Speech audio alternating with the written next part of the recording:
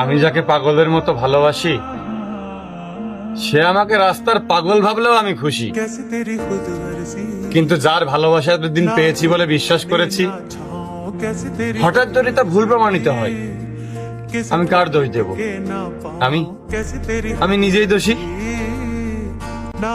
দেখলাম যে ভালোবাসে সে ঠিক ফিরে আসে, হয়তো কিছুটা সময় একা রেখে যায়, তবে মনে মনে ঠিক থেকে যায়।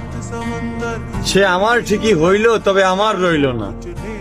এই চোখে চোখ রেখে বলে আমায় প্রেমিকা বইল না। রবি ঠাকুর হয়তো এজন্যই বলেছেন এই ভাঙাচোরা মন নিয়ে আমি যেন প্রেমের উপন্যাস না পড়ি। তবে খুব সংক্ষেপে বলতে চাই, তোমাকে প্রচন্ড ঘৃণা করি।